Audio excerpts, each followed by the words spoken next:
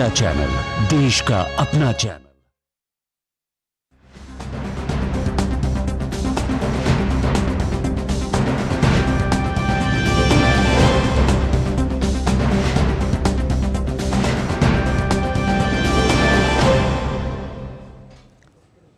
नमस्कार, स्वागत है आप सभी का डीडी न्यूज पर। आप देख रहे हैं मिड डे प्राइम। मैं हूं मुकुल शर्मा।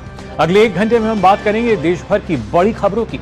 बताएंगे कि दुनिया भर में कौन कौन सी खबरों पर है सबकी नजर, क्या चल रहा है खेल और अर्थ जगत में, और कुछ झलकें फिल्म कला और संस्कृति के क्षेत्र से। लेकिन सबसे पहले बड़ी खबरें। प्रधानमंत्री नरेंद्र मोदी नई दिल्ली के भारत मंडपम में स्टार्टअप महाकुंभ में हुए शामिल। पीएम मोदी ने कहा 2047 के विकसित भारत के रोडमैप में स्टार्टअप की है बड़ी भूमिका। तकनीक ने गांव और शहरों के बीच सामाजिक खाई को किया कम। 45% से ज्यादा स्टार्टअप का नेतृत्व कर रही हैं महिलाएं।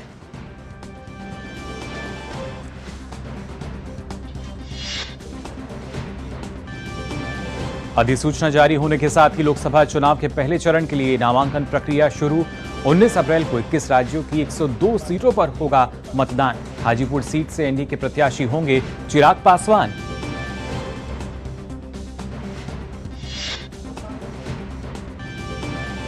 एआईएडीएमके ने लोकसभा चुनाव के लिए 16 उम्मीदवारों की जारी की पहली सूची। डीएमके ने आगामी लोकसभा चुनाव के लिए जारी किया पार्टी का घोषणा पत्र। तेलंगाना की पूर्व राज्यपाल तमिलिसाई सुंदरराजन भाजपा में हुई शामिल।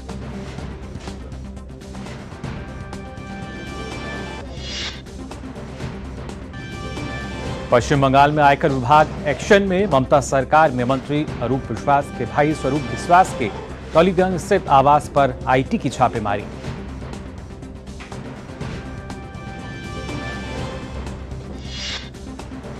उत्तर प्रदेश के बदायूं में हुई दिल दहलाने वाली वारदात। 2 मासूमों की बेरहमी से की गई हत्या। पुलिस ने एनकाउंटर में हत्यारोपियों को किया ढेर।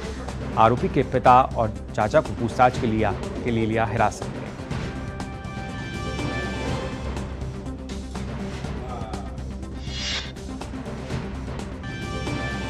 देश में होली के त्योहार को लेकर उल्लास का माहौल। मथुरा के द्वारकाधीश मंदिर और अयोध्या के हनुमानगढ़ी में भक्तों ने मनाई रंग भरी एकादशी।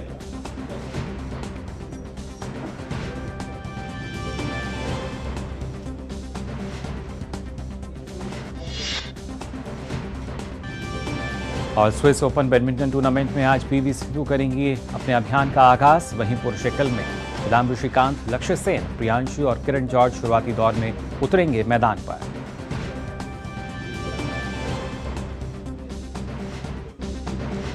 और आइए मिड डे प्राइम में सबसे पहले बात करते हैं 24 की चुनौती की।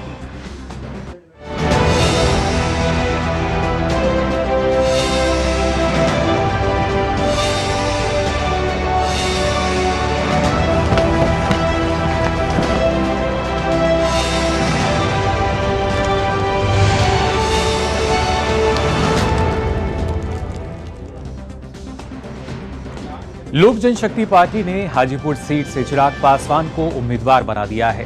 ये फैसला पार्टी की केंद्रीय संसदीय बोर्ड मीटिंग के बाद सामने आया है। इस दौरान मीटिंग से बाहर आए चिराग पासवान ने कहा कि वो अपने पिता रामविलास पासवान की परंपरागत सीट से चुनाव लड़ेंगे। चिराग पासवान ने दिल्ली में लोक जनशक्ति पार्टी की संसदीय दल की बैठक के बाद ये ऐलान किया। इस वक्त की बड़ी खबर, हाजीपुर से मैदान में उतरेंगे चिराग पासवान। उनका कहना है कि हाजीपुर से खुद लड़ूंगा चुनाव। चिराग पासवान ने कहा कि हाजीपुर मेरे पिता की कर्म भूमि रही है, तो अपने पिता रामविलास पासवान की परंपरागत सीट से चुनाव लड़ेंगे चिराग पासवान। हाजीपुर से एनडीए के उम्मीदवार चिराग पासवान रहेंगे। चिराग पासवान ने कहा कि हाजीपुर से मैं खुद चुनाव लड़ूंगा। चिराग पासवान के पिता रामविलास पासवान की परंपरागत सीट ये रही है।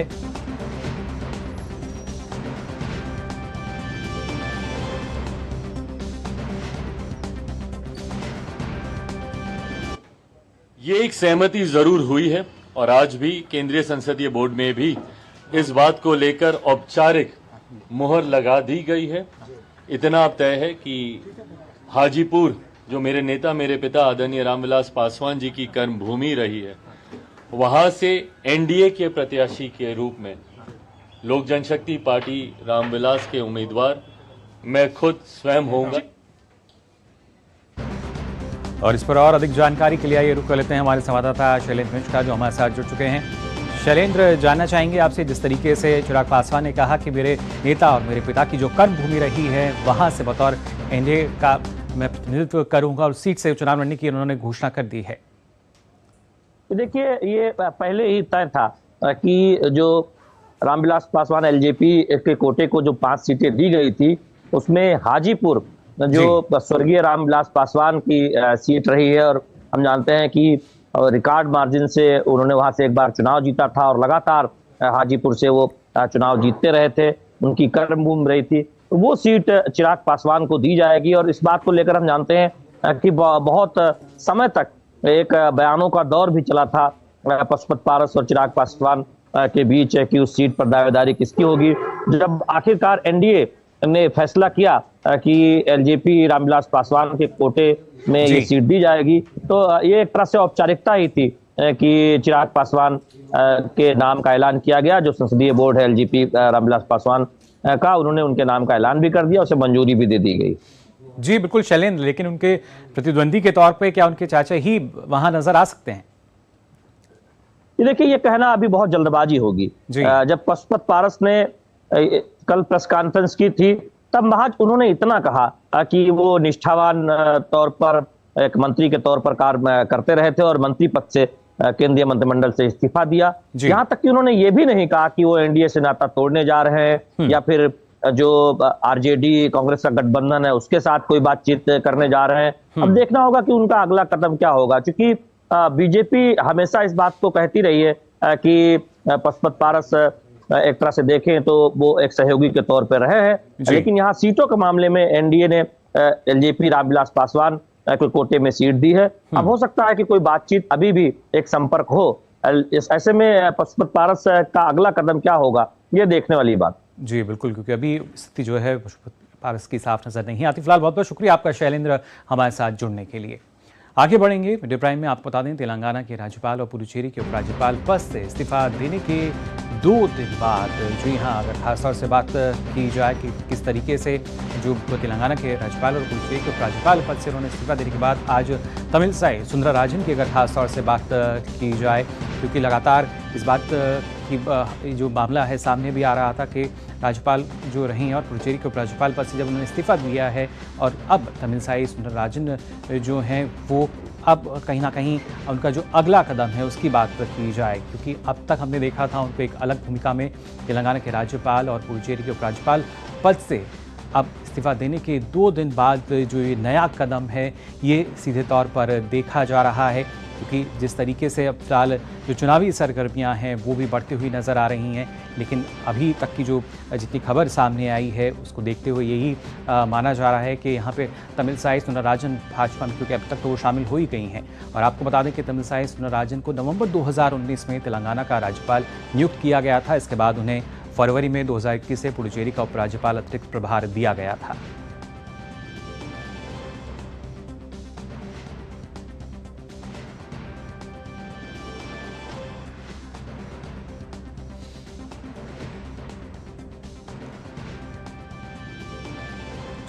आगे बढ़ते हैं। लोकसभा चुनाव के पहले चरण के चुनाव के लिए आज अधिसूचना जारी हो चुकी है। अब आज से सभी दलों के प्रत्याशी नामांकन भर सकेंगे। 27 मार्च तक नामांकन भरने की आखिरी तारीख है। केंद्रीय चुनाव आयोग की घोषणा के साथ ही 18वीं लोकसभा के गठन की प्रक्रिया चल रही है। 7वीं लोकसभा का कार्यकाल 16 जून को पूरा हो रहा है। चुनाव 7 चरणों में होंगे और सभी सीटों के लिए मतों की गिनती 4 जून को होगी। 19 अप्रैल को मतदान होगा। पहले चरण में आपको बता दें, अरुणाचल प्रदेश, असम, बिहार, छत्तीसगढ़, मध्य प्रदेश, महाराष्ट्र, मणिपुर, मेघालय, मिजोरम, नागालैंड, राजस्थान, सिक्किम, तमिलनाडु, त्रिपुरा, उत्तर प्रदेश और इसके साथ ही उत्तराखंड, पश्चिम बंगाल, अंडमान निकोबार, जम्मू कश्मीर, लक्षद्वीप, पुडुचेरी की कुल 102 सीटों पर वोट डाले जाएंगे।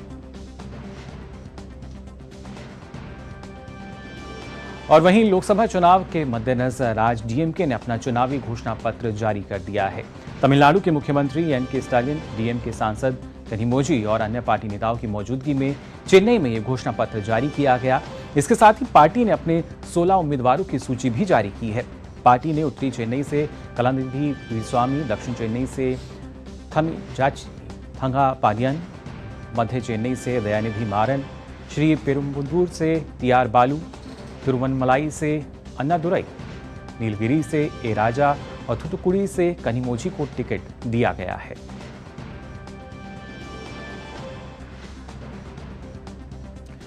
लोकसभा चुनाव से पहले तमिलनाडु के मुख्यमंत्री एम.के. स्टालिन ने बुधवार को अपनी पार्टी का घोषणा पत्र भी जारी किया। अपने चुनावी घोषणा पत्र में डीएमके ने राज्यपाल कार्यालय पर निशाना साधते हुए कहा कि जब तक राज्यपाल का पद समाप्त नहीं हो जाता तब तक राज्य में राज्यपाल की नियुक्ति राज्य के मुख्यमंत्री के परामर्श से की जानी चाहिए। घोषणा पत्र में यह भी कहा गया कि अनुच्छेद 361 जो राज्यपालों को आपराधिक कार्यवाही से छूट प्रदान करता है उसमें संशोधन किया जाएगा। इसके अलावा डीएमके ने कहा कि तिरुकुरल को राष्ट्रीय पुस्तक बनाया जाएगा, जबकि राष्ट्रीय शिक्षा नीति और एनईईटी को तमिलनाडु में लागू नहीं किया जाएगा।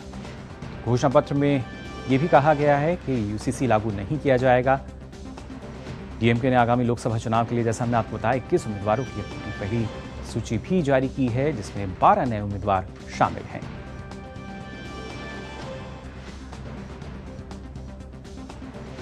जो घोषणा पत्र में बातें यहाँ पर की गई हैं उनकी भी जानकारी हमने आपको दी कि किस तरीके से डीएमके ने जो अपना घोषणा पत्र जारी किया है, सीधे तौर पर उसमें उन्होंने कहा है कि अलग अलग जो बातें हैं वो कही गई हैं, जिसमें खासतौर से अगर देखा जाए, फिर चाहे हम बात करें यहाँ पे यूसीसी की बात की जाए, सीए की बात की जाए, उसको भी लागू ना करने की बात यहाँ पर उन्होंने की है। वहीं तमिलनाडु में लोकसभा चुनाव के लिए आज एआईएडीएमके ने प्रत्याशियों की पहली सूची जारी की है, जिसमें 16 उम्मीदवारों के नाम शामिल हैं। एआईएडीएमके ने इस बार लोकसभा चुनाव अकेले लड़ने का इसमें फैसला किया गया है।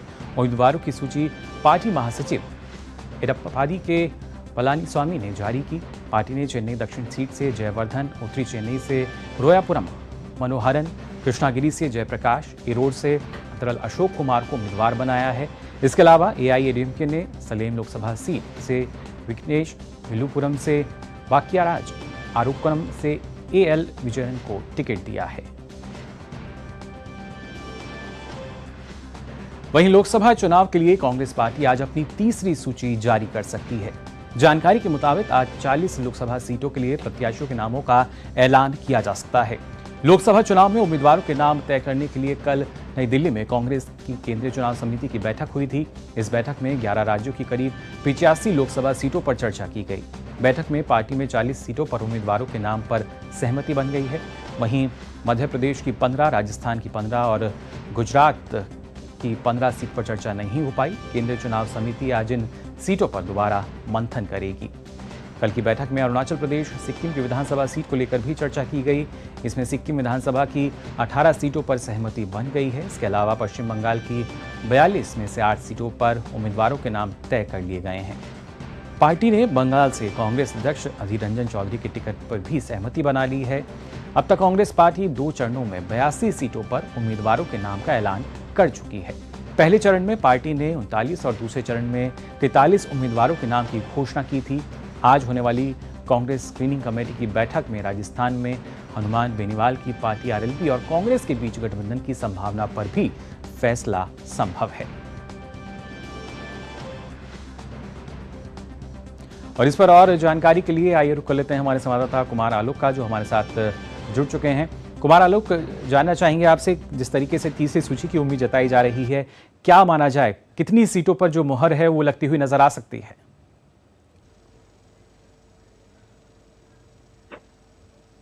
देखिए मुकुल, जहां तक सीटों की बंटवारा की बात है या सीटों की घोषणा की बात है, तो आप देख सकते हैं कि पश्चिम बंगाल के अगर हम बात करें तो आपने जैसा कि बताया कि अधीर रंजन चौधरी का नाम कंफर्म हो गया है, लेकिन वहां भी लेफ्ट और कांग्रेस के बीच जो लेफ्ट की चार पार्टियां हैं, फॉरवर्ड ब्लॉक है, आरएसपी है, सीपीआई है और सीपीएम है, तो उसको लेकर के वहां भी जिस कायम है। कांग्रेस कम से कम 12 सीट की मांग कर रही है, लेकिन लेफ्ट पार्टी जो है उनको 8 या 10 सीट तक सीमित रखना चाहती है।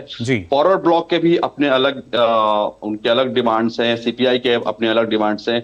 तो इन सारी चीजों को जो मोहम्मद सलीम है, कम्युनिस्ट पार्टी मार्क्सवादी के जो नेता हैं, वो दिल्ली आए गए हैं और दिल्ली में उनकी मुकुल वासनिक से बात हो रही है। अब आउटकम क्या निकल के आता है वो देखना होगा, लेकिन जो सीईसी की जो मीटिंग हुई है उसमें कल राहुल गांधी नहीं आए थे, तो इसको लेकर के भी एक स्पेकुलेशन हुआ कि राहुल गांधी क्यों नहीं आए। तो हमने सूत्रों से हमने जो जानकारी प्राप्त की, तो राहुल गांधी ये दर्शाना चाहते हैं कि मैं ज्यादा इंटरवेन नहीं करूं, जिससे कि ये नहीं लगे कि जो कांग्रेस के अध्यक्ष है मल्लिकार्जुन खड़गे, जिसको तमाम पार्टियां कह रही हैं कि एक तरह से रबर स्टाम्प हैं, तो वो चीज नहीं विपक्षी पार्टियों को लगे, इसलिए सेंट्रल इलेक्शन कमीशन की जो मीटिंग थी कांग्रेस की, उसमें वो नहीं आए थे। लेकिन आज 80 सीटों पर कभी भी अभी मीटिंग चल रही है और कभी भी ये लिस्ट आ सकती है। अब देखना होगा कि खासकर गुजरात की हम अगर बात करें, मध्य प्रदेश की हम अगर बात करें, हम राजस्थान की अगर हम बात करें, फिर हम अभी बिहार और यूपी इस लिस्ट में नहीं आएंगे। खासकर हम अगर बिहार की बात करेंगे तो बिहार में भी वहां पर असमंजस कायम है, क्योंकि आरजेडी जो कांग्रेस चाहती थी कि हम 15 सीटों पर लड़े, लेकिन आरजेडी 8 से ज्यादा सीटें देने के लिए तैयार नहीं है। इसके अलावा पशुपति पारस जो डोल ड्रम में है, पशुपति पारस जिनको इंडिया में नहीं शामिल किया गया है, तो वो भी अपना कनेक्शन आरजेडी के साथ या महागठबंधन में शामिल होने के लिए लगा रहे हैं। तो उनके 5 एमपीज हैं जो अभी रिटेन कर रहे हैं सीट को, यानी कि वर्तमान एमपी हैं, तो आरजेडी भी उनको 5 सीटें देने के लिए तैयार नहीं है। तो एक तरह से बड़ा ही अभी कुछ कहा नहीं जा सकता है, लेकिन कुछ मिनटों में या कुछ घंटों में कांग्रेस की वो जो 80 उम्मीदवारों की जो लिस्ट है वो कभी भी आ सकती है। बिल्कुल कुमार आलोक, क्या लेकिन जो इतनी देरी देखने को मिली, जो खींचतान अंदर हो रही है गठबंधन में, उसको वजह माना जा सकता है? बिल्कुल। आप देखें मध्य प्रदेश की अगर हम बात करें तो जो 3 राज्यों में विधानसभा के जो चुनाव हुए थे, हालांकि तेलंगाना में कांग्रेस ने जीत हासिल की, लेकिन अगर मध्य प्रदेश की बात करें, राजस्थान की बात करें और छत्तीसगढ़ में जो करारी हार हुई, उसके बाद एक कांग्रेस के अंदर एक थिंक टैंक है। खासकर राहुल गांधी ने कहा है कि जिस तरीके से कमलनाथ जो मध्य प्रदेश के संभावित मुख्यमंत्री पद के उम्मीदवार थे कांग्रेस से, तो उन्होंने आप अगर मध्य प्रदेश का भूगोल देखेंगे आप, तो आप देखेंगे कि जो जितने भी जो बॉर्डर एरियाज हैं, जहां पर यूपी का बॉर्डर और मध्य प्रदेश का बॉर्डर मिलता है, तो उन बॉर्डर एरियाज में कम से कम 20 विधानसभा से लेकर 25 विधानसभा सीटों पर सपा या बसपा का प्रभाव है। तो अखिलेश ने वहां उनसे 5 सीटों की मांग की थी, तो वही कमलनाथ का कहना था कि कौन अखिलेश कौन वकीलेश। उसके बाद से सपा ने अपने उम्मीदवार खड़े किए और कांग्रेस को करारी हार वहां पर झेलनी पड़ी। तो राहुल गांधी की इच्छा है कि जो रीजनल पार्टीज, जहां भी जो रीजनल यूनिट है कांग्रेस का, वो जो वहां की रीजनल पार्टी है उनसे समझौता करने में क्या दिक्कत है। यानी कि कांग्रेस चाहती है कि मध्य प्रदेश में सपा को भी सीटें दे वो। इसी तरीके से राजस्थान में हनुमान बेनीवाल की पार्टी से बातचीत चल रही है, लगभग उस पर भी आज फैसला हो सकता है, अंतिम दौर में है। और छत्तीसगढ़ में गोंडवाना पार्टी जो है उसके साथ भी राहुल गांधी का प्रेशर है, लेकिन जो क्षेत्रीय नेतृत्व है वो नहीं चाहता है कि हम रीजनल पार्टी के साथ समझौता करें। लेकिन अब देखना होगा कि क्या होता है, जब लिस्ट अगर आएगी सामने तो बिल्कुल स्थिति जो है और साफ हो पाएगी। लेकिन कहीं ना कहीं बात जो है अभी तक यही नजर आती है कि जो खींचतान है अंदर वो चल रही है और कोशिश यही कि जो आपसी कलह है, अंदरूनी कलह है, वो खुलकर बाहर ना आए। फिलहाल बहुत बहुत शुक्रिया कुमार आलोक आपका हमारे साथ जुड़ने के लिए। वहीं अगर बात की जाए उत्तराखंड की, तो आपको बता दें यहाँ मुख्य निर्वाचन अधिकारी डॉक्टर BVRC पुरुषोत्तम ने सभी राजनीतिक दलों से आग्रह किया है वह किसी भी तरह का धार्मिक प्रचार ना करें। लोग किसी टाइप का धार्मिक प्रचार प्रसार ना करें। अगर कोई किसी खर्चा, अगर हमारे पास जो भी न्यूज़पेपर ऐड या टीवी में ऐड जो भी दे रहे, वो पहले ही एक मीडिया मॉनिटरिंग सर्टिफिकेशन कमेटी एक बनी हुई है, वहाँ से पास करा के तब वो ऐड दिया जा सकता है। और जहाँ तक कोई प्राइवेट आदमी उनका घर के ऊपर झंडा लगाएगा, अगर किसी व्यक्ति विशेष पार्टी का झंडा लगाए तो कैंडिडेट का झंडा लगाए तो उनका खर्चे में बुक होगा। सो गाइडलाइंस बहुत क्लियर है, हमने पॉलिटिकल पार्टीज के साथ बैठक करके भी उनको सब कुछ क्लियर किया है। वहीं अगर बात की जाए, आपको बता दें ओडिशा कांग्रेस विधायक अधिराज मोहन पाणिग्रही ने पार्टी के प्राथमिक सदस्यता सहित सभी पदों से इस्तीफा दे दिया है। पहली बार विधायक बने पाणिग्रही ने लोगों की सेवा करने का अवसर प्रदान करने के लिए कांग्रेस नेतृत्व को धन्यवाद दिया। उन्होंने कांग्रेस के प्रदेश इकाई के अध्यक्ष शरद पटनायक को लिखे एक पत्र में कहा, मैं तत्काल प्रभाव से कांग्रेस की प्राथमिक सदस्यता सहित सभी पदों से अपना इस्तीफा देता हूं। उन्होंने हालांकि इस्तीफे के कारण अभी नहीं बताया है। सूत्रों के मुताबिक पाणिग्रही के लोकसभा और विधानसभा चुनाव से पहले सत्तारूढ़ बीजू जनता दल में शामिल होने की संभावना है। और इस बीच एक बड़ी खबर आ रही है पंजाब से, जो आपको बता दें, पंजाब से इस वक्त की बड़ी खबर, जहां पर संगरूर में जहरीली शराब पीने से 3 लोगों की मौत हुई है। इस वक्त की बड़ी खबर आपको बता रहे हैं पंजाब के संगरूर से, जहां पे जहरीली शराब पीने से 3 लोगों की मौत की खबर सामने आ रही है। और इसके साथ साथ जहरीली शराब पीने से कुछ लोग बीमार भी हैं, जिनका इलाज फिलहाल अस्पताल में चल रहा है। इस वक्त की बड़ी खबर आपको बता रहे हैं पंजाब के संगरूर से, जहां एक बार फिर से जहरीली शराब की वजह से बताया जा रहा है कि 3 लोगों की मृत्यु हो चुकी है, 3 लोगों की जान गई है। और उसके साथ ही कुछ लोग बीमार भी हैं, जो कि अस्पताल में भर्ती हैं, जिनका इलाज चल रहा है। तो पंजाब के संगरूर से इस वक्त की बड़ी खबर आपको बता रहे हैं, जहां पर जहरीली शराब की वजह से 3 लोगों की जान जाने की खबर सामने आ रही है। और उसके साथ साथ जहरीली शराब का सेवन करने से कुछ लोग बीमार भी हुए हैं, जो कि अस्पताल में भर्ती हैं। आपको बता दें, स्पेशल डीजीपी कानून एवं व्यवस्था अर्पित शुक्ला ने कहा कि वरिष्ठ अधिकारी उस क्षेत्र में पहुंचे हैं जहां ये घटना हुई है। एसआईटी का गठन किया गया है और डीसी ने मजिस्ट्रियल जांच भी कराई गई है। अभी तक 3 जो लोग हैं उनके मौत की खबर सामने आई है। कुछ अन्य लोग अस्वस्थ हैं और अस्पताल में भर्ती हैं।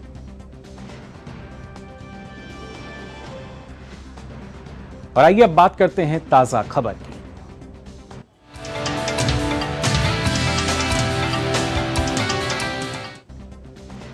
प्रधानमंत्री नरेंद्र मोदी ने नई दिल्ली के भारत मंडपम में स्टार्टअप महाकुंभ को संबोधित किया। देश के अपनी तरह के सबसे बड़े स्टार्टअप इवेंट में सभी राज्यों से करीब 3000 से अधिक प्रतिनिधि, 3000 भावी उद्यमी और इसके साथ साथ हजारों अन्य हितधारक शामिल हुए। प्रधानमंत्री ने हर क्षेत्र में परचम लहरा रहे भारतीय स्टार्टअप्स को सराहा। पीएम ने कहा कि 2047 के विकसित भारत के रोड मैप में स्टार्टअप की बड़ी भूमिका है। प्रधानमंत्री ने कहा कि हमारा स्टार्टअप इकोसिस्टम सिर्फ बड़े मेट्रो शहरों तक सीमित नहीं है, बल्कि भारत की स्टार्टअप क्रांति का नेतृत्व देश के छोटे शहरों के युवा कर रहे हैं। देश ने स्टार्टअप इंडिया अभियान के तहत इनोवेटिव आइडियाज को एक प्लेटफॉर्म दिया, उनको फंडिंग के सोर्स से कनेक्ट किया, एजुकेशनल इंस्टीट्यूशंस में इंक्यूबेटर स्थापित करने का अभियान भी चलाया। हमारा स्टार्टअप इकोसिस्टम सिर्फ बड़े मेट्रो शहर तक सीमित नहीं है, ये देश के 600 से अधिक जिलों तक पहुंच चुका है। तो इसके साथ ही प्रधानमंत्री ने कहा कि भारत की युवा शक्ति का सामर्थ्य आज पूरी दुनिया देख रही है। पीएम ने कहा कि इस सामर्थ्य पर भरोसा करते हुए देश ने स्टार्टअप इकोसिस्टम निर्माण की तरफ अनेक कदम उठाए हैं। Agriculture, textile, medicine, transport, space, even मैंने देखा योगा में स्टार्टअप शुरू हुए हैं, आयुर्वेद में स्टार्टअप शुरू हुआ, 300, 400 की संख्या में है। स्पेस में 50 से अधिक सेक्टर्स में भारत के स्टार्टअप बहुत अच्छा काम कर रहे हैं और ऑलरेडी हमारे स्टार्टअप स्पेस शटल लॉन्च करने लगे हैं जी। पीएम ने कहा कि भारत आज अगर वैश्विक स्टार्टअप स्पेस के लिए नई उम्मीद है, नई ताकत बनकर उभरा है, तो इसके पीछे एक सोच समझा विजन रहा है और कहीं ना कहीं भारत ने सही समय पर सही निर्णय लिए हैं, ये उसी का परिणाम है। 2014 में जहां देश में कुछ 100 स्टार्टअप भी नहीं थे, आज भारत में करीब 1.25 लाख रजिस्टर्ड स्टार्टअप्स हैं और इनसे करीब 12 लाख नौजवान सीधे तौर पर जुड़े हुए हैं। हमारे पास 110 से ज्यादा यूनिकॉर्न्स हैं। हमारे स्टार्टअप्स ने लगभग 12,000 पैटेंट्स फाइल किए हैं। प्रधानमंत्री ने स्टार्टअप महाकुंभ में एक विशाल प्रदर्शनी का अवलोकन भी किया। पीएम ने वहां आए स्टार्टअप्स के बारे में जानकारी ली। प्रधानमंत्री ने वहां मौजूद युवाओं का उत्साहवर्धन भी किया।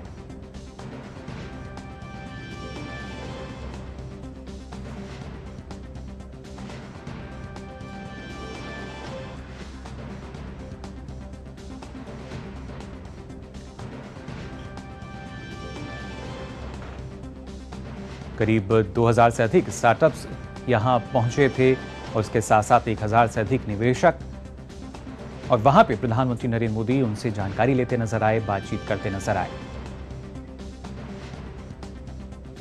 और इस पर और ज्यादा जानकारी के लिए आइए रुक कर लेते हैं, हमारे संवाददाता अजय मिश्रा हमारे साथ जुड़ चुके हैं। अजय, अगर देखा जाए तो कई मायनों में जो महाकुंभ है सार्थक नजर आ रहा है, सफल नजर आ रहा है।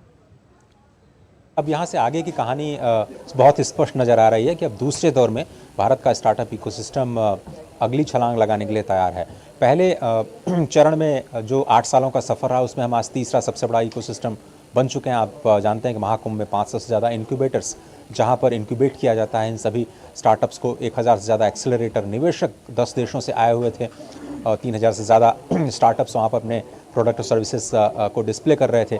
यहाँ से आगे का जो सफ़र है मुकुल, वो 2-3 चीज़ें बहुत स्पष्ट नज़र आ रही हैं। जैसे 10,000 करोड़ रुपए का फंड ऑफ फंड 2016 में लॉन्च किया गया था जी। आपको आगे जाते हुए एक नया फंड ऑफ फंड स्टार्टअप्स के लिए ज़रूर दिखाई देगा। हो सकता है अगले बजट में इसका ऐलान किया जाए, इसके संकेत मिले जी। दूसरी बात यह कि स्टार्टअप पॉलिसी अभी तक बिल्कुल जनरल थी, अब सेक्टर स्पेसिफिक स्टार्टअप पॉलिसीज बनने जा रही हैं। इस पर सरकार का फोकस होगा, उस पर आपको नई पॉलिसी आएंगी। अलग अलग मंत्रालय की आपको अलग अलग पॉलिसीज दिख सकती हैं। डीप टेक स्टार्टअप की पॉलिसी आएगी, इसका खुलासा हो चुका है। और आपको पता है कि डिफेंस में आईडेक्स करके एक ऑर्गेनाइजेशन है जो कि डिफेंस सेक्टर में स्टार्टअप्स को बढ़ावा देता है। अब ऐसा लगता है कि बहुत सारे मंत्रालय, बहुत सारे डिपार्टमेंट्स में आईडेक्स जैसे नए जो इंस्टीट्यूशंस हैं जो स्टार्टअप को सपोर्ट करेंगे वो आते हुए दिखाई देंगे। एक बहुत अच्छी बात प्रधानमंत्री ने ये कही कि जो लोग सफल हो चुके हैं वो कम से कम एक स्टार्टअप का दामन थामें और जाकर के अटल टिंकरिंग लैब में अपने स्टार्टअप सक्सेस की कहानियां बताएं, जिससे लोग प्रेरित हो पाएं। तो ये एक चेन सिस्टम है, एक इकोसिस्टम की चेन जब आगे बढ़ेगी तो जो कहते हैं कि हम लोग नौकरी पाने वाला नहीं नौकरी देने वाला बनेंगे, समस्याएं सुनने वाला नहीं समस्याओं का समाधान देने वाला बनेंगे, वही एग्जैक्टली स्टार्टअप इकोसिस्टम कर रहा है। जो आपने शुरू में कहा कि 2047 तक विकसित भारत बनने की दिशा में स्टार्टअप इकोसिस्टम एक बड़ी भूमिका निभाएगा। जी बिल्कुल अजय, और जिस चेन का जिक्र आप कर रहे हैं शायद ये वही चेन है जिसने कहीं ना कहीं गांव से शहरों को जोड़ा और उसके साथ साथ जो बीच के इनका अंतर था उस अंतर को पाटा है। तो आप देखिए 670 से ज़्यादा ज़िलों में स्टार्टअप रजिस्टर्ड हैं। अंडमान, लक्षद्वीप, दमन दीव, उत्तर प्रदेश, हिमाचल प्रदेश, किसी भी आप ज़िले का नाम लीजिए, आपको स्टार्टअप वहाँ पर अपना शोध, अपना इनोवेशन करते हुए दिखाई देंगे। एक बड़ा दिलचस्प आंकड़ा आज उन्होंने प्रधानमंत्री ने शेयर किया कि 45% जो स्टार्टअप्स हैं उनका नेतृत्व महिलाएं कर रही हैं। तो ये इंक्लूसिवनेस जो आ रहा है स्टार्टअप्स के जरिए, तकनीक के जरिए, तो आप समझते हैं कि तकनीक अपने आप ही जो डिफरेंसेस उनको ख़त्म करती है, क्योंकि तकनीक कोई भाषा नहीं समझती, किसी में भेदभाव नहीं करती, और जो भी तकनीक का इस्तेमाल करता है वो उसका फ़ायदा उठा सकता है। गाँव और शहरों के बीच की खाई कम हुई है, जो युवा हैं और जो उम्रदराज हैं उनके बीच की खाई कम हुई है। तकनीक ने वाकई एक इक्वलाइजर का काम किया है, और यही वजह है कि सरकार जो न्यू टेक्नोलॉजिकल जिसको आप इंडस्ट्री 4.0 बोल रहे हैं उसमें भारत लीड ले, इसकी पूरी एक रणनीति और उसकी एक ज़मीन तैयार करने जा रहे हो। यही आज अपील की गई है कि इस इकोसिस्टम का जो आज से पहले कभी नहीं देखा गया इतना मुफीद इकोसिस्टम उद्यमिता के लिए, उसका सभी लोग फ़ायदा उठाएं। और जो तालियों के गड़गड़ाहट थी उससे तो लग रहा था कि वाकई भारत के युवा जोश में है और वो वाकई कुछ बड़ा करने जा रहे हैं स्टार्टअप की दुनिया में। बिल्कुल अजय, और आने वाले समय में उम्मीद हम यही कर रहे हैं कि काफ़ी बड़ा जो है वो हमें नज़र आ सकेगा। लेकिन खासतौर से अगर इस स्टार्टअप महाकुंभ में जिक्र हम करेंगे एआई का या क्लाइमेट टेक का, तो यहाँ बड़ा फोकस रहा। और एआई को लेके प्रधानमंत्री ने भी ये कहा कि उम्मीद हम ये करके चल रहे हैं कि हमारे जो देश के युवा हैं वो एआई में पूरे विश्व का नेतृत्व करें, और ना सिर्फ अपने देश के विकास के लिए बल्कि विश्व कल्याण के लिए। एआई जो है वो बिल्कुल सही कहा आपने, जनरेटिव एआई पूरी दुनिया की जो जीडीपी है उसको 1.5 गुना बढ़ाने की क्षमता रखती है। बहुत बड़े स्तर पर इसमें रोजगार के अवसर पैदा होने जा रहे हैं, और इसलिए अमिताभ कांत ने भी पहले ही दिन ये कहा था कि पहले स्टार्टअप को सोचने से पहले अब उनको एआई के बारे में सोचना पड़ेगा कि कैसे वो आर्टिफिशियल इंटेलिजेंस का इस्तेमाल करें और उसके बाद उस आइडिया पे काम करें। एक बहुत ही इंटीग्रल पार्ट होने जा रहा है क्रॉस द सेक्टर, कटिंग जो एज टेक्नोलॉजी है उसमें एआई का रोल होने जा रहा है। और इसमें कोई दो राय नहीं कि आप अलग अलग स्टार्टअप्स में एआई और मशीन लर्निंग जैसे जो न्यू एंटरप्रेन्योरशिप है, न्यू एज एंटरप्रेन्योरशिप है, इसको शामिल होते हुए देखेंगे और समस्याओं का समाधान वाकई मिलेगा और भारत इसमें अग्रणी भूमिका निभा पाएगा। इसकी ज़मीन तो तैयार की जा रही है पॉलिसी के लिहाज से, अब देखना होगा कि ये इकोसिस्टम कितना रिजल्ट ज़मीन पर लाता है। जी बिल्कुल, उम्मीद यही कि जो इसके परिणाम हैं वो भी इस तरीके हमें नजर आए। फिलहाल आपका बहुत बहुत शुक्रिया हमारे साथ जुड़ने के लिए। तो स्टार्टअप महाकुंभ का आज समापन भी है, जिसके इस अवसर पर प्रधानमंत्री ने जो लोग थे वहाँ उनको संबोधित भी किया और कहा कि अब पूरा विश्व जो है एक समाधान के तौर पर भारत को देखता है और हमें उस उम्मीद पर खरा भी उतरना है। फिलहाल हम यहाँ रुक रहे हैं एक छोटे से ब्रेक के लिए, जल्द हाजिर होंगे। आप देखते रहिए डीडी न्यूज़। कब तक लंबी लाइनों में उम्र बिताइएगा? डिजिटल पेमेंट अपनाइए, चुटकी में हल पाइए। पुराने तरीके कब तक अपनाइएगा? डिजिटल पेमेंट बहुत आसान है, देखिए चुटकी में पेमेंट चुका। बटुआ ढूंढ रहे हैं? डिजिटल पेमेंट अपनाइए, कभी भी कहीं भी और सुरक्षित। हमने तो इन्हें डिजिटल पेमेंट करना सिखा दिया है, आपने? आरबीआई कहता है कि डिजिटल पेमेंट अपनाओ, औरों को भी सिखाओ।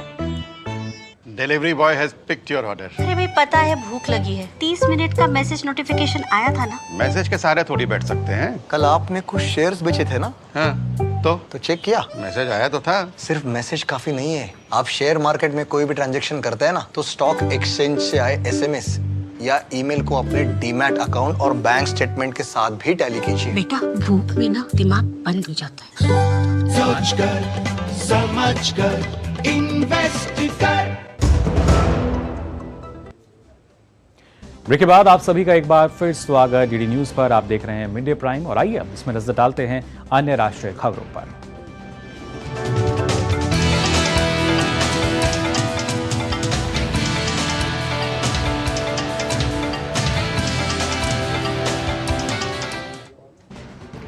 पहले बात करते हैं पश्चिम बंगाल की, जहां आयकर अधिकारियों ने सत्तारूढ़ टीएमसी सरकार में मंत्री अरूप विश्वास के भाई और तृणमूल नेता स्वरूप विश्वास के घर पर छापा मारा। आज सुबह आयकर अधिकारियों ने सेंट्रल फोर्स के जवानों के साथ स्वरूप विश्वास के घर पहुंचकर छापेमारी की।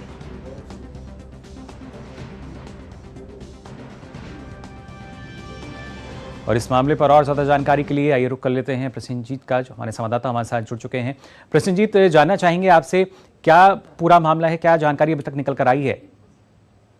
हाँ देखिए, ये वैसे कहने के लिए स्वरूप विश्वास तो है कोई है नहीं, तृणमूल का एक मामूली सा नेता है, लेकिन ये बात समझना जरूरी है कि ये अरूप विश्वास जो है इनका बड़े भाई, वो जो चीफ मिनिस्टर ममता बनर्जी का अगर किचन कैबिनेट कहा जाए तो किचन कैबिनेट की एक पुराने सदस्य है और प्रदेश की इस तरह की मंत्री है जिनकी इशारे पर बहुत कुछ चलता रहता है। वो sports and youth affair minister है, यानी वाकई विश्वास पात्र। जी जी, और वो आजकल तृणमूल कांग्रेस की जो फाइनेंस है, मतलब उसका भी वो जिम्मेदार है अरूप विश्वास, ट्रेजरर के हिसाब से। दूसरी बात यह है कि स्वरूप विश्वास और अरूप विश्वास मिलकर जो टालीगंज की फिल्म इंडस्ट्री है, ये टालीगंज की फिल्म इंडस्ट्री पूरी इसकी कब्जे में है। बताया ये जा रहा है कि इनकी अगर सर ना हिलते तो किसी को कोई सिनेमा में रोल भी नहीं मिलता।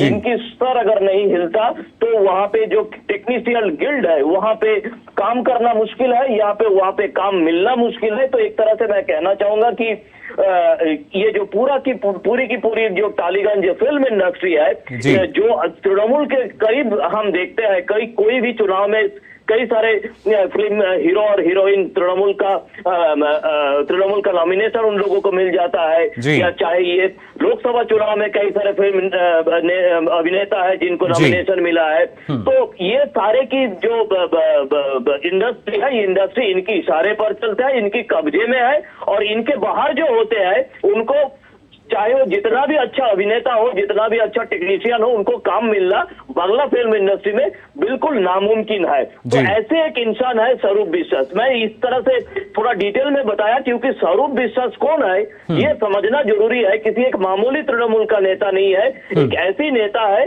जिनके घर आईटी छापेमारी का काफी कारण हो सकता है, काफी वजह हो सकता है। मुकुल जी, प्रसेनजीत, क्या जो छापेमारी है घर पर ही है या किसी दूसरे स्थान पर भी इस तरह की सूचना है कि वहां भी जो टीम है वो पहुंची है? हाँ, 2 ऑफिस है, 2 ऑफिस में भी जो आईटी की अधिकारी है और साथ में सीएपीएफ की लोगों को लेकर पहुंचे हुए हैं। लेकिन पहले जो सुबह से शुरू हुआ वो उनके घर पे टालीगंज के पास, और अभी दोनों ऑफिस में भी ये छापेमारी का काम जारी है। मुकुल, चलिए, बिल्कुल, बहुत बहुत शुक्रिया प्रसेनजीत आपका। दोबारा आपसे के साथ जुड़ेंगे बाकी अपडेट्स के लिए। तो यहाँ पश्चिम बंगाल से खबर दे रहे थे हमारे संवाददाता प्रसेनजीत, जो बता रहे थे कि किस तरीके से टीएमसी में जो नेता हैं अरूप विश्वास, उनके भाई स्वरूप विश्वास, जिनके यहाँ पे जो छापेमारी है वो आयकर विभाग ने की है। वहीं दिल्ली उच्च न्यायालय ने मुख्यमंत्री अरविंद केजरीवाल द्वारा एक्साइज पॉलिसी मामले में प्रवर्तन निदेशालय द्वारा उन्हें जारी किए गए सभी समन को चुनौती वाली याचिका पर सुनवाई करते हुए ईडी से जवाब मांगा है। साथ ही कोर्ट ने केजरीवाल के ईडी के सामने पेश न होने पर भी सवाल उठाए। कोर्ट ने कहा कि समन आपके नाम से जारी हुए हैं, आप भी देश के नागरिक ही हैं, पेश होने में दिक्कत क्या है। वहीं ईडी ने याचिका का विरोध करते हुए कहा कि केजरीवाल की याचिका सुनवाई लायक ही नहीं है। सुनवाई में केजरीवाल को फिलहाल ना तो गिरफ्तारी से संरक्षण मिला है और ना ही कोर्ट ने ईडी के समन पर रोक लगाई है। मामले में फिलहाल अगली सुनवाई 22 अप्रैल को होगी। और इस पर और ज्यादा जानकारी के लिए रुक कर लेते हैं, हमारे संवाददाता विकास सारथी हमारे साथ जुड़ चुके हैं। विकास, अगर देखा जाए तो कहीं ना कहीं स्थिति साफ है और कोर्ट ने सीएम केजरीवाल से भी सवाल पूछा है कि आप भी इस देश के ही नागरिक हैं, फिर क्यों आप एजेंसी का जो समन जारी होता है उसका पालन क्यों नहीं करते हैं? बिल्कुल, देखिए, अरविंद केजरीवाल को 9 समन हो चुके हैं अब तक कुल, और अभी हाल ही में उन्होंने सेशंस कोर्ट राउज एवेन्यू जो है वहां पर भी एक याचिका दाखिल की थी और समन्स को चुनौती दी थी। लेकिन इस बीच में जैसे उनको 9वां समन आया, उन्होंने सभी समन्स के मामले में सीधे हाईकोर्ट का रुख कर लिया है। और यहाँ पर जब उनसे ये पूछा गया कि आखिर उनको दिक्कत क्या है कोर्ट के सामने, ईडी के सामने पेश होने में, पूछताछ में शामिल होने में, तो केजरीवाल की तरफ के वकील की तरफ से कहा गया कि उनको इस बात की पूरी आशंका है कि उनको गिरफ्तार कर लिया जाएगा।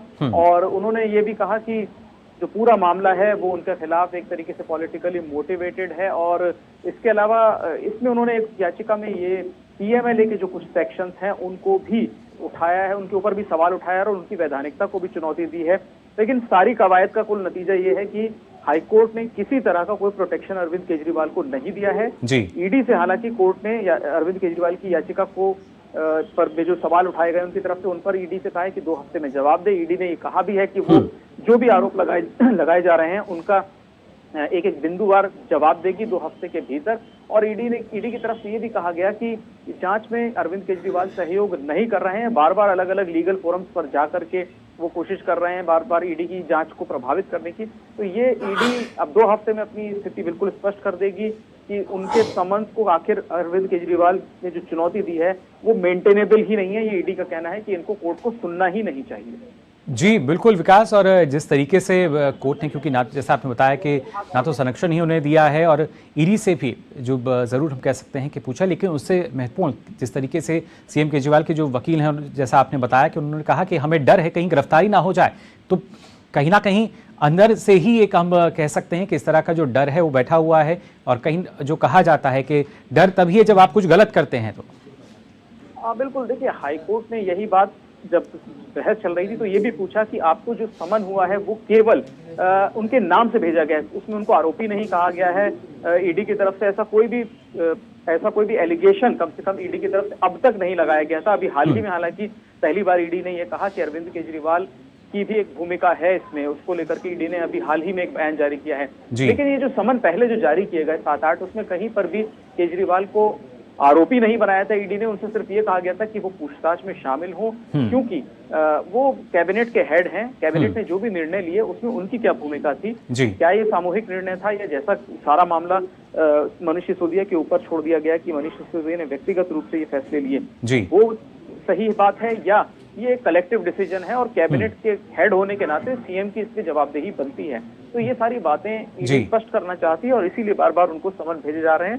लेकिन हम देख रहे हैं कि वो लगातार इससे बच रहे हैं और मीडिया में उन्होंने कई बार बयानबाजी की कि उनको गिरफ्तार करने का एक षड्यंत्र है, एक साजिश रची जा रही है उनके खिलाफ। जी बिल्कुल, और ऐसी ही बात अब शायद वो कोर्ट के सामने भी रख रहे हैं, लेकिन देखा जाए तो जवाबदेही से बचते हुए नजर आए हैं अभी तक दिल्ली के सीएम अरविंद केजरीवाल। फिलहाल बहुत बहुत शुक्रिया आकाश आपका हमारे साथ जुड़ने के लिए। वहीं भारत राष्ट्र समिति की नेता के कविता की याचिका पर सुप्रीम कोर्ट 22 मार्च को सुनवाई करेगा। के कविता ने आबकारी नीति मामले में ईडी की गिरफ्तारी को चुनौती दी है। Justice Sanjiv Khanna, justice MM Sundresh और जस्टिस बेला त्रिवेदी की बेंच शुक्रवार को सुनवाई करेगी। वहीं बक्सर में आरजेडी विधायक शंभू यादव के आधा दर्जन ठिकानों पर ईडी की छापेमारी जारी है। ब्रह्मपुरा से विधायक शंभू यादव के आवास, स्कूल और फैक्ट्री सहित मैनेजर के घर पर ईडी की छापेमारी चल रही है। इस घटना के संबंध में मिली जानकारी के अनुसार सुबह 4 बजे से ईडी की टीम राजद विधायक के 4 ठिकानों, छक्की और खराहा टांड सहित उनसे जुड़े मैनेजर के आवास पर लगातार छापेमारी में लगी हुई है।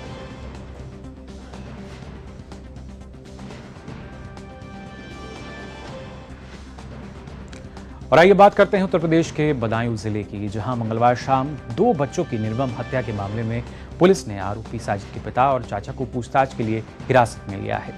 मंगलवार को बदायूं के सिविल लाइन थाना क्षेत्र की बाबा कॉलोनी में कल देर शाम एक व्यक्ति ने घर में घुसकर 3 सगे भाइयों आयुष, युवराज और हनी पर कुल्हाड़ी से हमला कर दिया, जिसमें आयुष और हनी की मौत हो गई, जबकि गंभीर रूप से घायल अवस्था में युवराज को जिला अस्पताल में भर्ती कराया गया, जहां उसका इलाज चल रहा है।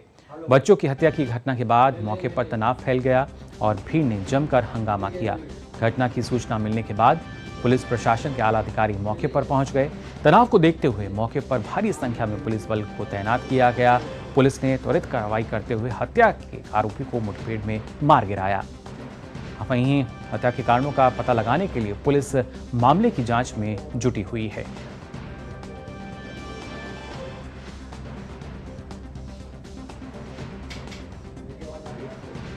तो 2 बच्चों की निर्मम हत्या की गई। वहीं इस जघन्य अपराध में गंभीर रूप से घायल तीसरे बच्चे का भी बयान सामने आया है।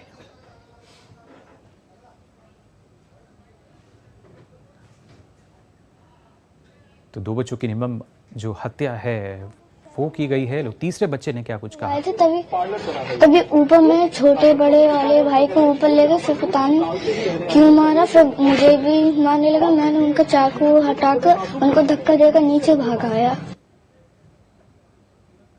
तो ये तीसरा बच्चा जो कि घायल हुआ बता रहा था कि किस तरीके से उसने क्या कुछ देखा, अपनी आप भी थी। और इस पर और ज़्यादा जानकारी के लिए रुक कर लेते हैं संवाददाता राहुल सक्सेना का, जो हमारे साथ जुड़ चुके हैं।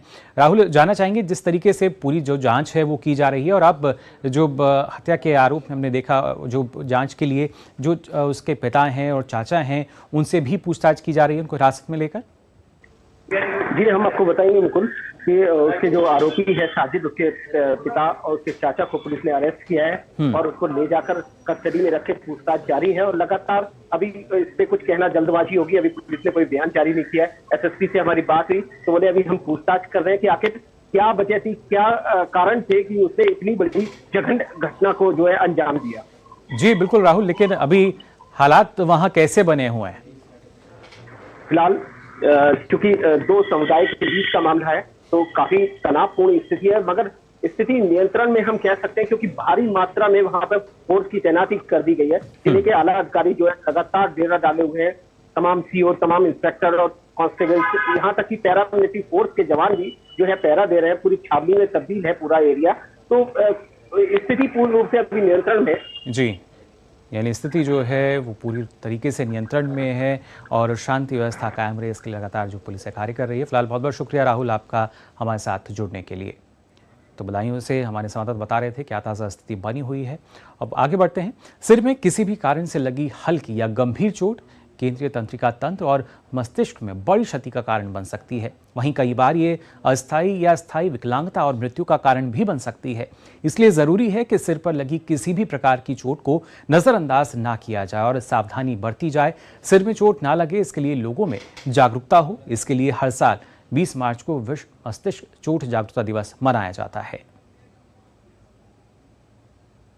वाहन चलाते समय ब्लूटूथ ईयरफोन का इस्तेमाल सिर में गंभीर चोट का कारण बनता जा रहा है। अस्पतालों में इसके मामले ज्यादा देखे जा रहे हैं। बात चाहे सड़क दुर्घटना की हो या दोपहिया वाहन चलाने के दौरान हेलमेट ना पहनना सिर में चोट लगने का एक बड़ा कारण है। ऐसे मामलों की रोकथाम और जागरूकता के लिए बुधवार को नई दिल्ली के राम मनोहर लोहिया अस्पताल में विश्व मस्तिष्क चोट जागरूकता दिवस मनाया गया। ब्रेन का जब इंजरी होता है तो परमानेंट डैमेज अगर हो गया तो उसका रिकवरी संभवतः पॉसिबल नहीं होता है। अगर कुछ होता भी है तो वो नॉर्मल तक नहीं आता है। इसमें दो इशू है, लाइफ थ्रेटनिंग और लाइफ लिमिटिंग। लाइफ थ्रेटनिंग मतलब कई बार स्पॉट पे डेथ हो जाता है, जैसे स्पोर्ट्स इंजरी रमन लांबा जो क्रिकेट खेलते हुए बांग्लादेश में वो हॉस्पिटल तक नहीं पहुंच पाए, फील्ड में ही उनका डेथ हो गया। या फिर रोड ट्रैफिक एक्सीडेंट में हाई स्पीड व्हीकल्स में जो एक्सीडेंट होते हैं उसमें भी हमें इतना समय ही नहीं मिलता। सिर में चोट सिर्फ सड़क दुर्घटना से ही नहीं लगती है, बल्कि घर की बालकनी में खेल रहे बच्चे का अचानक गिर जाना भी सिर में चोट लगने का एक बड़ा कारण है। हेलमेट पहने, बच्चों का ध्यान रखें, रेलिंग हो तो घर में रेलिंग को प्रॉपर लगाएं और किसी भी नशे में या ड्रग इंटॉक्सिकेशन में गाड़ी ड्राइव ना करें। बुढ़े लोग जो भी संकरे रास्ते से चलते हैं उनके लिए प्रॉपर लाइट की व्यवस्था हो। जो बुजुर्ग हैं, हमारे सीनियर सिटीजन हैं, उनको हमें बचाना ज़्यादा ज़रूरी है। ये तो हम एक चीज़ जो हमेशा देखते हैं कि यंग बाइकर्स या जो लोग हैं उस पर तो हम हमेशा ध्यान देते हैं, लेकिन हमारे जो घर में दुर्घटनाएँ घट रही हैं, जैसे बाथरूम में स्लिप होने की घटना, उसको ड्राई रखें। दुनिया भर में हर साल 20 लाख लोग सिर में चोट लगने से मृत्यु का शिकार होते हैं। अकेले दिल्ली के राम मनोहर लोहिया अस्पताल में हर साल करीब 20,000 मरीज सिर में चोट लगने के कारण इलाज के लिए आते हैं। जाहिर है सावधानी और जागरूकता से ही इससे बचा जा सकता है। नितेंद्र सिंह की रिपोर्ट, डीडी न्यूज, दिल्ली। तो बेहद ज़रूरी कि जागरूक हम रहें अपनी सेहत के लिए, और सर में चोट लगती है तब भी, और वाहन चलाते समय सावधानी ज़रूर बरतें। खासतौर से दोपहिया वाहन आप चला रहे हैं तो हेलमेट का प्रयोग ज़रूर करें। फिलहाल मिड डे प्राइम में हम यहाँ रुक रहे हैं एक और छोटे से ब्रेक के लिए। यारो, शादी तो मैं प्रीति से ही करूंगा। कॉलेज टॉप करके अच्छी सी नौकरी लूंगा, झट से प्रीति को प्रपोज कर दूंगा और फैमिली हॉलिडे स्पेन में। वाह यार, मैं तेरी प्लानिंग का बड़ा फैन। तू आज ही SBI में अपना सेविंग्स अकाउंट ओपन कर ले और अपने स्पेन हॉलिडे की सेविंग शुरू कर दे। SBI सेविंग्स अकाउंट के साथ पाइए सेफ, सिक्योर, कन्वीनियंट बैंकिंग और ग्रेट कस्टमर सर्विस। SBI, देश का फैन। तुम्हें पता है इन्वेस्टर्स के लिए एक इन्वेस्टर प्रोटेक्शन फंड होता है, IPF। लेकिन अगर तुम्हारा ट्रेड एक्सचेंज पर एग्जीक्यूट नहीं हुआ या फिर कोई गारंटीड रिटर्न्स वाली स्कीम है तो ये IPF आपकी मदद नहीं कर सकता है। और अगर आपका ब्रोकर ही डिफॉल्टर बन जाए तो फिर IPF आपको कॉम्पेंसेशन दिला सकता है। कहाँ से सीखा? NSE की साइट पर। सोचकर समझकर इन्वेस्ट कर। बोला आप कौन? अरे वो सब छोड़ो, बहुत बढ़िया इन्वेस्टमेंट स्कीम आई है। आज 2000 डालोगे, कल 4 मिलेगा, परसों 8, फिर 16, फिर 32, फिर 64। लिंक भेज दिया, जल्दी क्लिक करो। UPI कहता है इन फर्जी इन्वेस्टमेंट वाले स्कीमों में ना फंसो, अपने पैसे का ध्यान खुद रखो। क्या समझे? क्या समझेंगे, आप ही समझा लीजिए, हम क्या समझेंगे। आप भी ये जानकारी शेयर करें और अपने आसपास के भोले को बचाएं।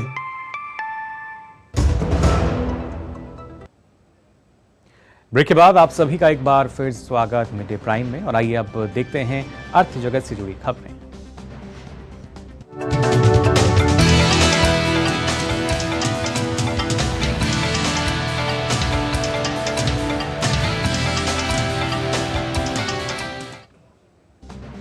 अर्थव्यवस्था की स्थिति पर अपनी मासिक रिपोर्ट जारी करते हुए RBI ने कहा कि वर्ष 2021 से वर्ष 2024 के दौरान देश की औसत आर्थिक विकास दर 8% से ज्यादा रही है, और अर्थव्यवस्था के जो आधारभूत तथ्य अभी मौजूद हैं उससे संकेत मिलता है कि इसे बनाए रखा जा सकता है, यानी इसे बरकरार रखा जा सकता है। इसके आधार पर तेज विकास की नींव भी तैयार की जा सकती है। वर्ष 2023 और 24 की पहली 3 तिमाहियों में GDP की विकास दर 8.2%, 8.1% और 8.4% रहने का आंकड़ा सरकार ने दिया है। आरबीआई ने कहा है कि 4% की महंगाई दर लक्ष्य की तरफ बढ़ा जा रहा है, लेकिन खाद्य कीमतों को लेकर ही थोड़ी चिंता है। रिपोर्ट में कहा गया है कि खुदरा महंगाई के हाल के 2 महीनों के आंकड़े बताते हैं कि सर्दियों में खाद्य कीमतों में नरमी आने का सिलसिला अस्थायी था। जहां मछली और मीट में महंगाई दिख रही है, लेकिन इसके अलावा दूसरे उत्पादों की कीमतों में नरमी है। रिपोर्ट में कहा गया है कि चालू खाते में घाटे का कम होना, विदेशी मुद्रा भंडार में लगातार बढ़ोतरी और लगातार तीसरे वर्ष राजकोषीय घाटे का लक्ष्य के मुताबिक रहना विकास दर की तेजी को बनाए रखने में मदद करेगा। रिपोर्ट के मुताबिक निवेशकों में भारतीय बाजार का आकर्षण और मजबूत हुआ है। सर्विस सेक्टर में वैश्विक नेतृत्व देने पर काम करके और उच्च स्तर पर श्रम उपलब्ध कराने से अगले 10 वर्षों में भारतीय अर्थव्यवस्था की चुनौतियों को अवसरों में बदला जा सकता है। और आइए अब नजर डालते हैं कारोबार जगत से जुड़ी कुछ और खबरों पर फटाफट अंदाज में। भारतीय राष्ट्रीय राजमार्ग प्राधिकरण का कहना है कि देश के राजमार्गों के लिए 16,000 करोड़ रुपए की राशि जुटाई गई है। एनएचएआई ने करीब 900 किलोमीटर लंबे राजमार्ग के लिए ये राशि जुटाई है। असेट मोनेटाइजेशन के जरिए एनएचएआई की ओर से जुटाई गई अब तक की सबसे ज्यादा राशि है। राष्ट्रीय राजमार्ग इंफ्रा ट्रस्ट का कहना है कि उसने एनएचएआई की सड़कों के अधिग्रहण के लिए तीसरे दौर में ये राशि इक्विटी और डेट के जरिए जुटाई है। सार्वजनिक क्षेत्र की engineering company Bharat heavy electronics limited का कहना है कि उसे एनटीपीसी से 1600 मेगावाट की सिंगरौली अत्याधुनिक तापीय बिजली परियोजना चरण 3 की स्थापना के लिए ठेका मिला है। बीजीएल ने एक बयान में कहा कि ये संयंत्र उत्तर प्रदेश के सोनभद्र जिले के सिंगरौली में मौजूदा 2000 मेगावाट के तापीय बिजली स्टेशन के पास स्थापित किया जाएगा। बाजार नियामक सेबी ने कंपनियों को आईपीओ के बारे में जानकारी ऑडियो विजुअल फॉर्मेट में देने का प्रस्ताव दिया है। सेबी के इस कदम से निवेशकों के लिए ऑफर के अहम फीचर्स को समझना आसान होगा। प्रस्ताव पर हितधारकों से 9 अप्रैल तक टिप्पणी मांगी गई है। प्रस्ताव के अनुसार ऑडियो विजुअल हिंदी और अंग्रेजी भाषा में होगा। इसके प्रत्येक वर्जन की अवधि अधिकतम 8 मिनट होगी। सीसीआई ने अल्ट्राटेक सीमेंट लिमिटेड द्वारा केशोराम इंडस्ट्रीज लिमिटेड से केशोराम सीमेंट व्यवसाय के अधिग्रहण को मंजूरी दे दी। प्रस्तावित संयोजन कंपनी अधिनियम 2013 की धारा 230 से 232 के तहत 30 नवंबर 2023 की एक समग्र योजना और 30 नवंबर 2023 के कार्यान्वयन समझौते के मुताबिक अल्ट्राटेक सीमेंट लिमिटेड द्वारा केशोराम इंडस्ट्रीज लिमिटेड के ग्रे सीमेंट व्यवसाय के अधिग्रहण से संबंधित है। उड़ान प्रशिक्षण देने वाली कंपनी CAI ने भारत में अपने सुविधा केंद्रों पर B737 मैक्स विमान के पायलटों को प्रशिक्षित करने के लिए आकाशा एयर के साथ लंबी अवधि का समझौता किया है। जनवरी में आकाशा एयर ने विंग्स इंडिया समिट 2024 में बोइंग को 150 B737 मैक्स विमानों का ऑर्डर दिया था। इस ऑर्डर में B737 मैक्स 8-200 और B737 मैक्स 10 शामिल हैं। इन विमानों की डिलीवरी साल 2027 के मध्य और साल 2032 के बीच की जाएगी। Online food delivery platform Zomato ने शुद्ध शाकाहारी भोजन पसंद करने वालों के लिए प्योर वेज मोड सेवा शुरू की है।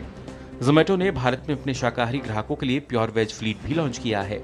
जोमेटो का कहना है कि प्योर वेज मोड में केवल शुद्ध शाकाहारी रेस्तरां को शामिल किया जाएगा। प्योर वेज फ्लीट के लिए लाल डिलीवरी बॉक्स के बजाय हरे डिलीवरी बॉक्स का उपयोग किया जाएगा। और अर्थ जगत के बाद अब आइए बात करते हैं खेल जगत की खबरों की।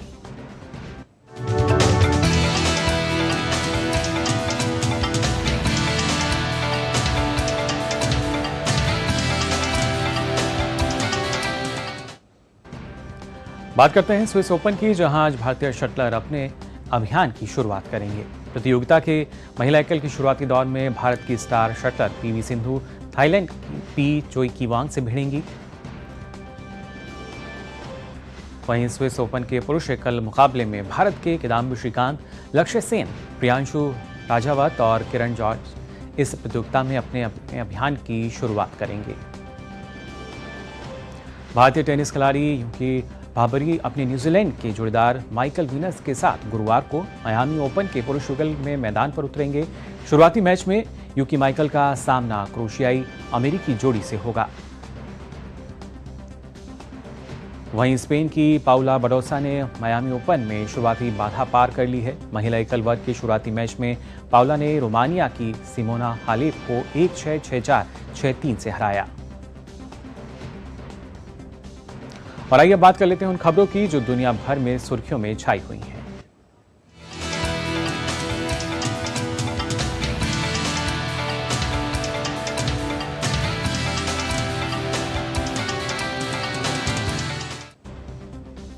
प्रधानमंत्री नरेंद्र मोदी 21 मार्च को भूटान के 2 दिवसीय दौरे पर जाएंगे। प्रधानमंत्री मोदी की भूटान यात्रा दोनों देशों के संबंधों को एक नई ऊंचाई देगी। प्रधानमंत्री मोदी को भूटान के सर्वोच्च नागरिक सम्मान order of the Druk Gyalpo award से भी सम्मानित किया जाएगा। आइए देखते हैं एक खास रिपोर्ट। प्रधानमंत्री नरेंद्र मोदी 2 दिवसीय भूटान की यात्रा पर आ रहे हैं। प्रधानमंत्री 21 मार्च को भूटान पहुंचेंगे। इससे पहले भूटान के प्रधानमंत्री शेरिंग तोब्गे ने 14 से 18 मार्च तक भारत की यात्रा की और प्रधानमंत्री मोदी को भूटान आमंत्रित किया। अपनी यात्रा के दौरान प्रधानमंत्री मोदी भूटान के सर्वोच्च नागरिक सम्मान order of the Druk Gyalpo award को भूटान के राजा जिग्मे खेसर नामग्याल वांगचुक से ग्रहण करेंगे। भारत और भूटान के संबंध हमेशा से मधुर रहे हैं। भूटान के हर क्षेत्र में भारत सहयोग करता आया है, जिसका लाभ वहां के लोगों को मिलता रहा है। भूटान के आधारभूत ढांचे की बात हो, पनबिजली परियोजना, आईटी सहित एजुकेशन क्षेत्र में भारत भूटान के लोगों के लिए काफी काम कर रहा है। भूटान के बच्चे भी बड़ी संख्या में पढ़ने के लिए भारत जाते हैं। भारत और भूटान कई सारे क्षेत्रों में मिलकर काम कर रहे हैं, चाहे यहाँ के आधारभूत ढांचे की बात करें, मैन्युफैक्चरिंग यूनिट की बात करें, शिक्षा क्षेत्र की बात करें या फिर चिकित्सा की बात करें। भारत और भूटान मिलकर तेजी से कार्य कर रहे हैं और इसमें शिक्षा एक बड़ा रोल प्ले कर रहा है। भारत सरकार का भी मानना है कि भूटान के छात्रों को भी अत्याधुनिक शिक्षा है वो मिलनी चाहिए। यही कारण है कि यहाँ पर इंटरनेट, स्मार्ट क्लास, इसके साथ साथ टेक्नोलॉजी, मैनेजमेंट, इंजीनियरिंग, ऐसी तमाम शिक्षाएँ भारत और भूटान दोनों लोग मिलकर भूटान के छात्रों को दे रहे हैं। भूटान के स्वास्थ्य क्षेत्र में भी भारत योगदान दे रहा है। प्रधानमंत्री अपनी यात्रा के दौरान भूटान की राजधानी थिम्पू में मदर और चाइल्ड हॉस्पिटल को शुरू करने जा रहे हैं। अत्याधुनिक सुविधाओं से लैस इस अस्पताल में अब गर्भवती महिलाओं और बच्चों का बेहतर इलाज किया जा सकेगा। India is helping us. It is more advanced, so we are more grateful to have this facility. So thank you so much. Moreover, this project will be helpful for Bhutanese society and all 20 peoples. स्वास्थ्य के क्षेत्र में भारत जिस तरह से भूटान के लोगों की मदद कर रहा है, उसको लेकर स्वास्थ्य क्षेत्र से जुड़े लोगों का कहना है कि भारत भूटान का सच्चा मित्र है, जो भूटान की तरक्की के साथ साथ उसके स्वास्थ्य की भी चिंता करता है। दिस हॉस्पिटल जो गवर्नमेंट ऑफ इंडिया ने दिया, तो इसमें बहुत रिक्वायर्ड फैसिलिटीज सब state of the art facilities सब इधर हॉस्पिटल में है। Operation theatre, ICU, neonatal unit, so we have all the facilities here. India government का हेल्प का वजह से हम लोग बहुत आगे आ चुके हैं एंड हम लोग होप करते हैं कि ये फ्रेंडशिप और ये हेल्प सदा बना रहे। हमारा देश छोटा है तो उसके लिए ऐसा फंड होता है, तो बहुत सब पेशेंट वो इंडिया नहीं जाना पड़ेगा और इधर आके वो लोग अच्छा से ट्रीटमेंट मिलेगा। भारत और भूटान के रिश्ते हमेशा से ही मजबूत और मधुर रहे हैं। इन्हीं रिश्तों को और ज़्यादा मजबूत करने के लिए प्रधानमंत्री नरेंद्र मोदी 2 दिवसीय यात्रा पर भूटान आ रहे हैं।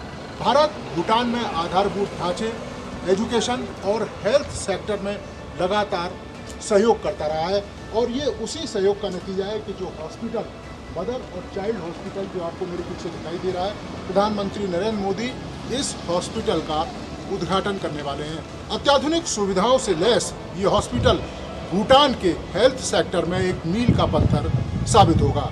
अपने सहयोगी अमृतपाल और कैमरामैन लोका के साथ नीरज सिंह, डीडी न्यूज भूटान। और अब बारी है हमारे अगले सेगमेंट लाइव प्राइम की।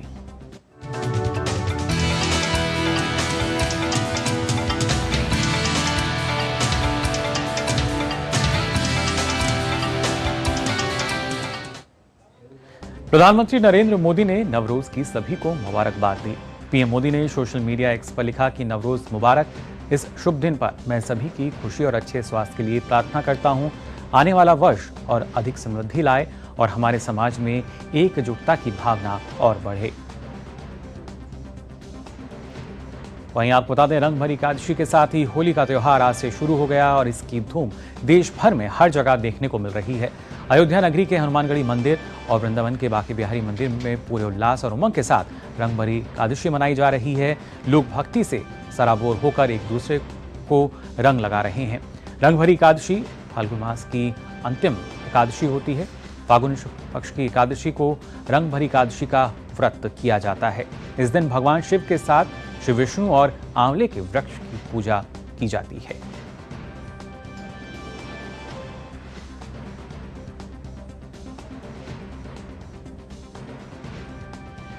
तो फिलहाल के लिए मिड डे प्राइम में आज बस इतना ही, लेकिन देश और दुनिया की तमाम खबरों के लिए आप देखते रहिए डीडी न्यूज। मुझे दीजिए अनुमति। नमस्कार।